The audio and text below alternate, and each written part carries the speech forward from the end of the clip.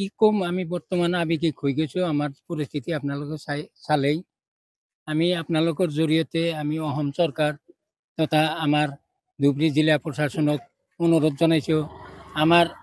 চাপৰ চাৰ্কেলত বহু ঠাই আছে আপোনালোকৰ চৰকাৰী ভূমি আছে বহু ঠাইত চৰকাৰী ভূমি থকা সত্ত্বেও আমাক ইয়াৰ পৰা আমি শুনা পাইছোঁ বা আমাক কৈছেই ডাইৰেক্টলি কৈছে ইয়াৰ পৰা প্ৰায় ধৰক 40 কিলোমিটাৰ দূৰত নিচেই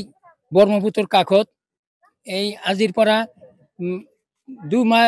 3 মাহ পিছত সি তাতে গৰাখহনীয়াত কবলত পৰিব এইটো নিশ্চিত আমি জানো আমি এটা সময়ত সেইখিনি ঠাইতে আছিলোঁ তাৰ পৰা আমি নদীৰ গৰাখহনীয়াত পৰি আমি এইখন অঞ্চলত আহিছিলোঁ